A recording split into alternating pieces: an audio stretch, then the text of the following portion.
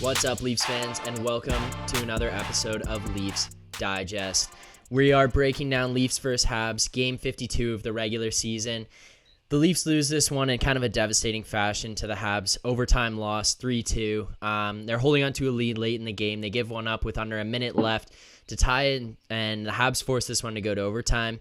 And no other than Goal Caulfield, as he's now being referred to, wins it in overtime with his second overtime winner of the season. I'm pretty sure it's his second goal in the NHL, so it'd be pretty interesting to see a statistic on that one. But the Habs launched themselves into a tie for third place with the Winnipeg Jets, both sitting at 57 points after 51 games played this season. Leafs remain atop the division, 72 points in 52 games.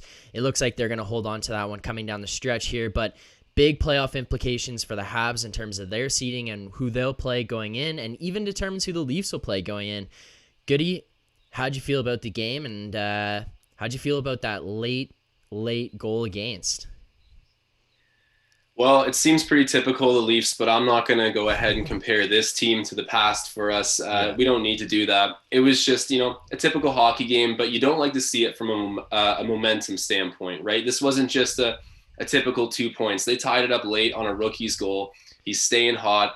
Philip Danault scored to tie it late. Yeah, it was Danault, and then the overtime winner, 2 game winners in a row for Caulfield, the first 2 of his career. That is insane. So that screams momentum to me. And you talk about peaking at the right time.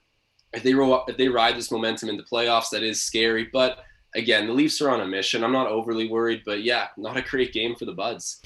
No, but a couple notable things in the lineup last night. Justin Holl is out to start the game. He doesn't play, but that's resulting from a puck to the face in the previous game that he played. I don't think it'll be anything too serious or too long term. I think he'll be okay. I kind of see it as probably something along the lines of what Muzzin went through, where Muzzin took the follow through the shot to the face, wears a bubble for a little bit. He's all good to go. He's playing just like he was before, and I don't really think we saw any downfall with him when he was wearing the bubble. I don't think it hindered him much there. But with Hull being out, it gives a guy like Timothy Liljegren an opportunity to step up in the lineup. Personally, I love seeing Liljegren out on the ice and getting these opportunities late in the season when the points and stuff don't really matter. Obviously, the Leafs want to keep rolling, and they want to win games, and they want to have success going in and feel good going into the playoffs. But it's not overly important. Like, you're looking at these games, and it doesn't necessarily affect you too much how you go through the end of the season here. And I think it gives the Leafs a good opportunity to show off guys like Liljegren, Sandin, Adam Brooks getting ice time, and just see what these guys can bring. So staying on Timothy Liljegren here, I was really impressed with what I saw from him last night. I think that he's a guy who will greatly benefit from getting this opportunity and getting these more minutes and getting more ice time down the stretch and more meaningful time. And we saw last night, he gets put in there on penalty kill on, I think it was penalty kill 1 and 2. He was kind of bouncing between the two. He looked pretty good. He looked pretty calm and poised. There's obviously a few little things you see here and there, which will only come with experience. Like if you see, there was one play late in the third, or one shift late in the third, where he gets the puck behind the net, and I feel like in the AHL, the game moves at a slower pace than the NHL. So he's probably assuming a guy is going to be in that corner. Like his own teammate's going to be in that corner. He fires a no-look back into the corner, gets picked off. Later in the shift, still on the ice, kind of same play develops, and he does it again. I think these are things, like little things here and there, that'll come with experience and getting used to the pace of play, getting used to the NHL level, and getting a better understanding of the way his own teammates play. So other than that, I was really impressed with Liljegren and the way he played on the ice tonight. I think it's a good opportunity for the Leafs to showcase this and showcase the kind of depth that they can have going forward into the playoffs. But Josh, how'd you feel about Liljegren's game last night? The plays you're talking about, I noticed those. I didn't try to read too deeply into it, especially considering the rest of the game he essentially blended in. And as a defenseman, I'm not going to say that's a bad thing whatsoever, and especially as a young defenseman. You're talking about the learning gap between the AHL and the NHL. It's so big that a lot of players never actually get over that hump. And with a defenseman, it's such a mental poise game that if you don't have the experience, it won't translate. And clearly he doesn't have it right now. So all things considered, it was an impressive performance. Didn't blow me away. I'd be really surprised to see him as a long long-term part of this team, to be quite honest. But coming in tonight, he looked solid. So we'll take that. And on the greater scope of things, when we're looking at this part of the season right now, which is, you're saying it's a great coming out party for our young guys. You're completely right about that. But we look at the game before last night. We had TJ Brody playing with Sandin. We had a bunch of random. I know it was about, keeping guys in the lineup and rested and whatnot, and some injuries too. But these things, like, we got to peak at the right time. I mentioned it earlier. And if we're not having continuity with our defensive pairings, even for a brief moment here right at the end of the season, I don't love that. I know it's just the situation we're in and we're playing our cards properly. But all things considered, I think the best part of our team is the veterans, is the guys who are already cemented. So I like to see it, but I don't know if I share the same enthusiasm for Liljegren at the moment. He blended in. Props for that. But outside of that, I can't say too much enthusiastic about him. Okay, there's one thing I have to jump on you for right here. Not jump on you for, but like bring up here is... Hop on. You said you don't see Liljegren being a long-term part of this team. Is that a Josh Goodwin, Leafs Digest trade speculation here, or you think Liljegren will be a piece that gets moved on at some point in the near future, or what was like your thought process there? Either that or have fun in the minors, to be honest, because I don't really understand where he would fit into the lineup. I know Dermott's probably going to ask for too much money. He sort of bet on himself this year, right? He's like, give me the 1 year contract. We all know he wanted more, but he was like, screw it, to stay with the team, I'll take the 1 year. And then it was a bet on yourself move. It's backfired. I don't know if he's going to have that much interest, so that probably favors the Leafs re-signing him at a bargain rate. I know he wants money, though, and defensemen, especially puck-moving defensemen, are always at a premium in the NHL, and Travis Dermott is that despite being undersized. So he might leave that gap open, but even then, you're going to have a healthy Bogosian next season. I don't know what the contract is like on that. Maybe I'm incorrect here. UFA at the end of this season. Okay. Yeah. Well, so maybe there will be some room for him, but if the Leafs end up doing well this season, which we have all indications of thinking so, I'm assuming with the young core that we have, we're going to want to ride that into next season. Mm-hmm. And I don't think Liljegren is a defenseman on a cup contending team. He's taken a long, long time to develop. He's been a year away for forever now. Yeah. We got Sandin biting at his heels, who's younger, who's clearly just better and more poised. Like, he plays like he's been in the NHL for a while. Liljegren, even the plays you're recapping, right? These aren't plays that NHL defensemen make. Early in the career, yes, but I think Liljegren's a little bit older than some of the viewers here might know. Right. So I don't see him in the long-term plans. He could be a great career Marley. I mean, that's an underrated storyline there. We've had a lot of guys who have stuck with the Marlies and made great careers. That could happen, but I don't see it at the big club level. Yeah, fair enough. I understand what you're saying about the continuity too of the defensive pairs. I think that it's a lot of situational stuff right now. Bogosian being out, Hall missing last night's game, trying to rest guys like Riley and Muzzin coming down the stretch here. I think that it gives an opportunity though just to see what kind of depth that you could be playing with going in, because there's this one guy, I absolutely despise him. He's a guy, he was a Babcock guy. He was the patented 6 foot every night, big body, blah, blah, blah, all that crap that just means absolutely nothing. Just a whole bunch of empty calorie statements. Martin Marincin.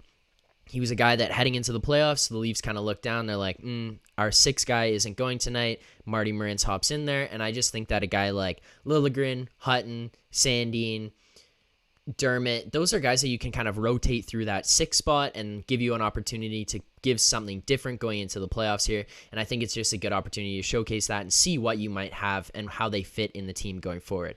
But another guy that you mentioned there, Rasmus Sandin, the way he played in this game against the Habs, I think he just looks so poised. He looks so calm. There's different plays that he does, and I kind of see, and I know that the diehard Leafs Digest fans out there are going to get on me and maybe ride me and radio me a little bit on this one, but I see hints of Cale Makar in the way Rasmus Sandin plays. And I want to elaborate on that in that I don't think Rasmus Sandin is Cale Makar.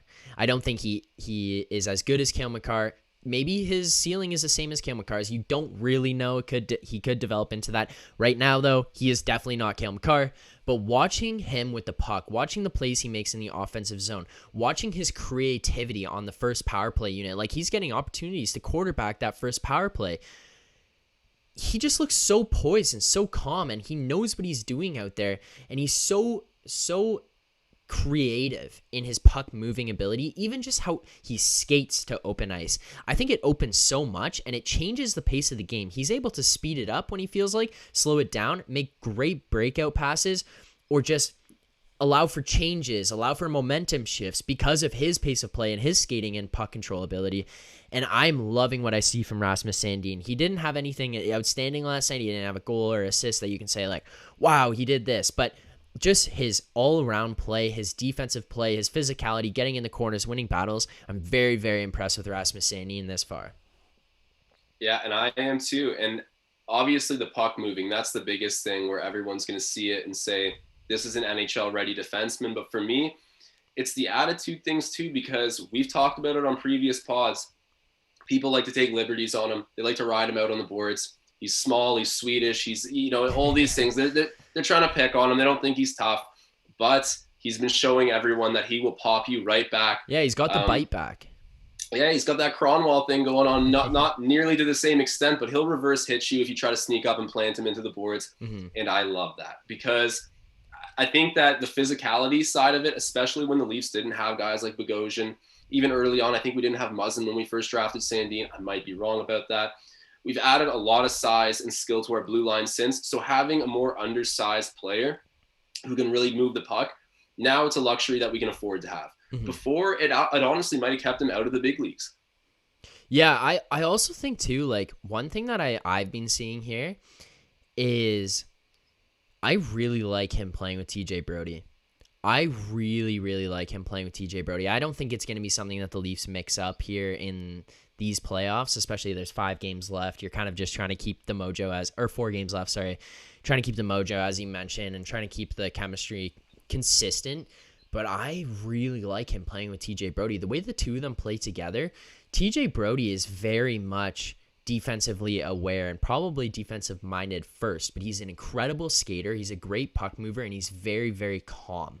It allows Rasmus Sandin to just kind of play and just go out there and like do his thing. And then transitioning that, him on the power play, I seriously think that even if he doesn't take Riley's spot on the first defensive pairing, I personally want to see Sandin continue to power play that first, continue to quarterback that first power play over Morgan Riley. I think he's just got a better shot, and I think he has more offensive creativity to his game that gives a different dynamic to that group. Well, the special teams could use a boost, right? Yeah. We have the 26th ranked penalty kill to go on the inverse side of it, right? 26th ranked penalty kill. We got scored on while on the penalty kill against the Canadiens. On the other side of things, yeah, the power play did look better with Sandin, and we were just hitting our head against the wall there for a while with our power play and all of our superstars. It was just so stale. I know. So to spice it up with a young kid who's really got a natural feel for the game, I don't hate that either. I don't think I'd go as far to saying I'd want to see a line shift around. I know you're not saying that necessarily you would either. Yeah. But I think I could be happy with seeing some more power play minutes for him. I think he's got a lot more to prove before we hand him that role in the big playoff game. Mm-hmm. But there's 4 games left that I'm sure he'll be playing in. And then, I mean, we're hoping to have more than just one round of playoff hockey this year. So things can happen in the playoffs. Guys become storylines. It really leads to the coming out party for a lot of careers. And I'm hoping we see that with Sandin. Yeah, another thing we saw tonight was Nick Foligno get injured. I don't know if the reports come out yet as to what it was. He left the game. I kind of thought it was a lower body injury the way he went into the boards. But the report came back during the game that he had an upper body injury. So a little bit contradictory to kind of what I was thinking there. The NHL seems to be a little more hidden based on what their injuries are and stuff. I even know like Freddie Anderson's, his was being reported as like a lower body injury, and then all of a sudden somehow it was like an in the knee injury or knee area injury, not even like in the knee, it was knee area injury. So it's a little vague as to what those kinds of things could be. So I'm not entirely sure what happened to Foligno, but before we kind of get to Foligno getting hurt, I love watching Foligno with that Matthews and Marner line. I think he brings a different dynamic to that line than Hyman did, because personally, I was a huge fan of Hyman being on with Matthews and Marner. He's a puck retriever. He works his butt off. He goes to the net. He crashes hard. And through that, he creates chances from Matthews and Marner. But Foligno, the way he goes into the corners, the best way I can describe it is Hyman isn't scared of being physical and being part of the physical game. But Foligno wants to be physical. Foligno wants to go in there and hit the guy. Hyman's first thought is to go in there, battle for the puck, win the puck. Foligno's thought, when he's chasing a guy down into the corner, Marner flicks it down, and I notice this a bunch, is Marner will flick it down into the corner, and Foligno crosses over to chase the defenseman in there, and you can tell that defenseman is panicking because Hyman coming down on him, his thought process is, I need to get here first, and I need to move the puck so I don't lose this puck battle. Foligno's chasing down on the defenseman, and immediately this guy is thinking, I need to get this puck off my stick because he's going to run me through the glass. And I think that brings a whole new element to that line because obviously Matthews and Marner are not the kinds of guys to be doing that. But I think it creates so much more space and time for those two guys on the ice. I really, really, really want to see Foligno continue on this line when he returns from whatever injury it is that he's dealing with from this game. Yeah, I agree. It'd be tough to, if him and Hyman come back at similar times, which I don't think is going to happen. But again, we know nothing about the Foligno injury. If you were to look at his injury past, it would make sense that it was an upper body injury. But you look at the play, that makes no sense. But we have no clue what's going on there. Things always get somewhat cryptic around playoff times. Mm-hmm. So we'll need to read between the lines and just hope, I guess. But in terms of Foligno sticking around on that line, I love how he brings a really physical aspect to puck retrieval. Zack Hyman, he does puck retrieval great, and he doesn't mind getting bumped. But Foligno's the guy that will take a game from normal to an absolute barn burner. He will lay those hits. He will try to clear a bench. He's not a malicious or dirty player, but he's a guy that's out there, and he's going to get you clean. Yeah. And that's what I love about him, right? We look at our previous tough guys. I'm going to put an asterisk on that tough guys. Kadri, go and sucker bomb someone and get suspended. Oh, Kadri's out there. You got to look out. No, that's not a tough guy in my books. Foligno and Wayne Simmonds, how much have they changed the dynamic of our team?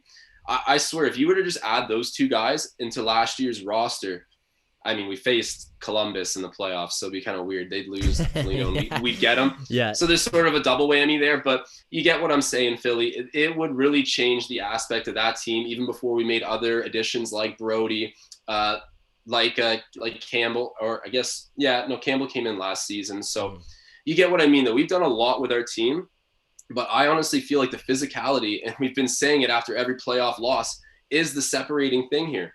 So, we need some better moving defense, some more stay-at-home defense, just overall, getting the blue line a little bit more well-rounded. That's happened. But for me, the biggest additions, it was Wayne Simmonds and then now Foligno, because they are just changing our identity to playoff hockey.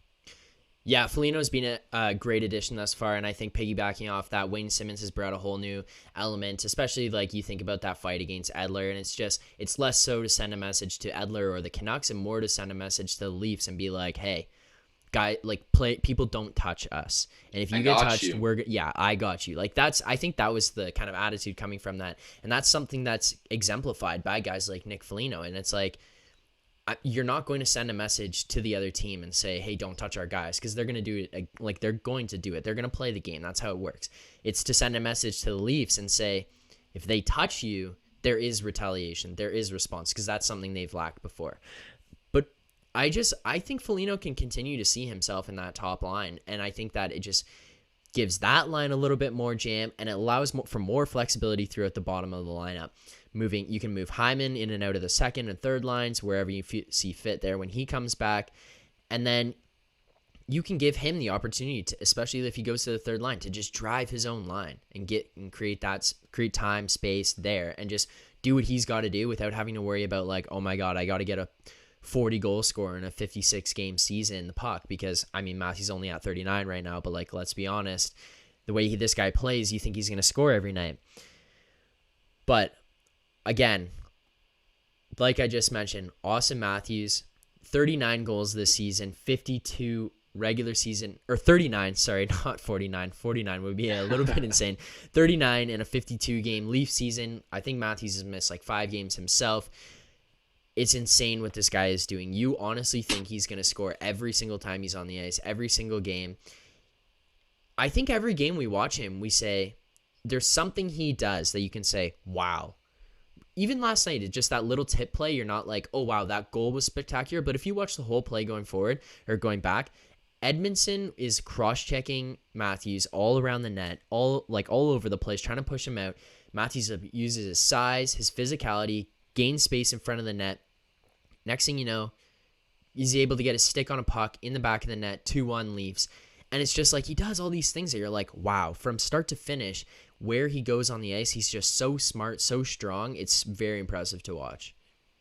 Oh, he's got the puck on a string. I've always felt that way about Matthews, where regardless of what total he has at the end of the season, which I think will be above 40 this year for sure, you can bank on that. But if like I find that Matthews having the presence of some guys who will drop the gloves, who will say, I got your back, like a Wayne Simmons, I've noticed him being willing to do more stuff like that. I don't ever think Matthews was soft. Don't get me wrong. I don't think he's soft, but he doesn't initiate physical plays. He's like Hyman where he'll soak them. But now that we're in this era of you got guys who are ready to jump the bench for you, I see Matthews go and give it back to someone who just gave it to him. Yeah, and I know that's just such a minuscule part of what to be happy about of Matthews. I mean, the goal scoring is just so evident. He is so gifted in the way he scores. Again, you look at the kind of goals that he does score. Tips, slap shots, wrist shots, backhand. Like it's just, he does everything and he's still an underrated passer. So, I mean, we got a generational talent in Matthews. That's my take on it. I mean, you guys already know I've been saying all that crap about him being in the Davo tier. I've been getting some hate on it, but I think I've also been getting some people giving me the look like, you know what? The goal scoring is important. You know what? If I was the Leafs, I actually don't know if I would give up Matthews for McDavid this season. There's some hypotheticals out there that just put it in perspective of how good he is, especially for this Maple Leafs team. It's kind of been built around him at this point. Yeah, no, I agree with you. And then one last point about this game, another guy who I kind of noticed is Alex Galchenyuk. Playing against his old team last night, he grabs an assist. He scored a couple games ago.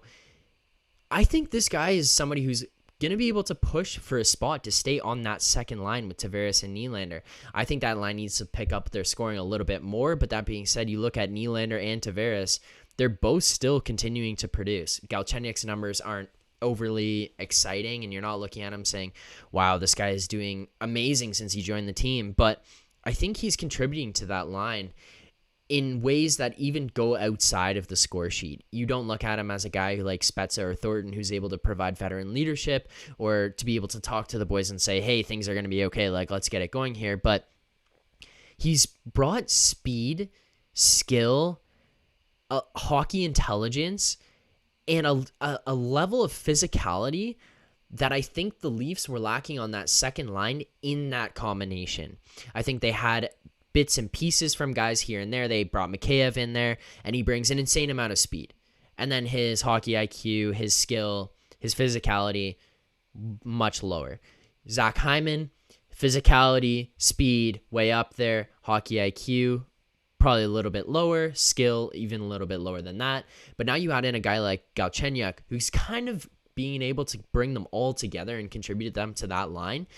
I think if they get to play together more and more, because people forget Galchenyuk hasn't been here for that long, and he hasn't been able to be a part of this team for a significant period of time at this point.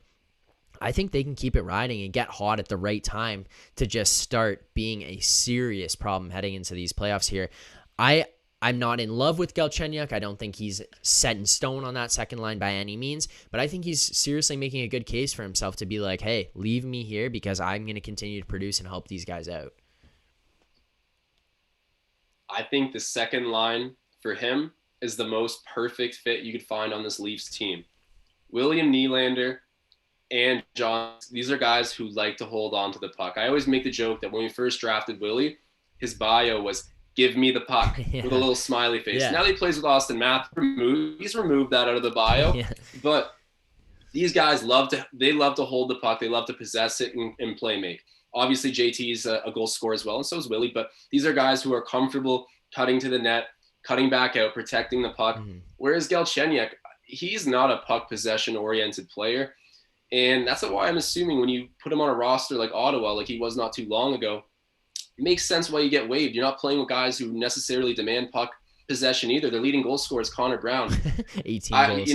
Not to just, I'm just handing out slander left, right, and center at the moment, but I think that line's so perfect for him because he gives you a lot of scoring upside, a lot of grit, which you're right, we've been lacking in that area, just in general, really, for the past while. But Galchenyuk, he scores ugly goals, but big goals, and you can tell he's right into it. I like his attitude. Yeah. I think he's going to help us a lot. Yeah, well, overall, I think the Leafs played a pretty good game. There was nothing I was too impressed about or too disappointed with. It's unfortunate they give up that goal late, and it kind of gives the Habs a little bit of momentum, especially heading into these next 2 games of a 3-game series. But I'm not overly concerned about it. I don't think it gives the Habs any kind of jolt of like, oh wow, we're gonna dummy the Leafs heading into the playoffs if they end up matching up against each other. But I think it's kind of almost a wake-up call to the Leafs. They've been on this super great run in the past, like 6-7 games, and now all of a sudden you're like, oh, damn, we gave up one late. We get losing overtime. Like, we are not invincible, and this can happen. You lose another guy like Foligno, and it's like, okay, everybody, like, let's get it together here. Let's wake up, and let's push down the final stretch. Overall, I'm not too excited about last night's game. I don't think it was the greatest game we've played this season, but that being said, I can't look at it and say, wow, the Leafs played terribly. We need to fix things. There's huge problems here. So I'm not overly concerned about that. But goody, I think that about does it for this episode. That about does it. And like you just said, it's not something that we really need to oversample the last game. It is what it is. Yeah. Leave it in the past. We didn't have our whole lineup. And you could tell that game meant more to Montreal than it meant to us. Right. But that's kind of the scary thing, right? Momentum, especially in a sport like hockey. But I digress. I think the Leafs are champions waiting to happen. It's been way overdue. The storyline just keeps thickening. We'll see what happens. But overall, I wasn't furious at the game last night. Campbell just continues to be really solid. I know the last goal scored on him. You could argue it kind of went through him. Yeah. Or I guess, sorry, the game tying one by Danault. Yeah. You can argue it kind of went through him. But at the same time, you look at the other plays he made on the goal line that game, and you're like, okay, I guess he was due to let in an easy one because he just saved our ass about 1,000,000 times. Exactly. So not all negative out of that game, but I think the Leafs are ready to move on. Yep. Well, with that being said, that concludes the game recap of Game 52 of the season. Leafs versus Habs. Leafs lose this one 3-2 in overtime. They still remain top of the division, 72 points in 52 games, 4 games remaining. The next 2 against the Habs here to finish out a 3-game series to close this one out. And we'll see you guys after the next game, Thursday at 7 p.m., May 6th versus the Habs. Goody, good chatting with you, buddy. Signing off. Pleasure, Philly.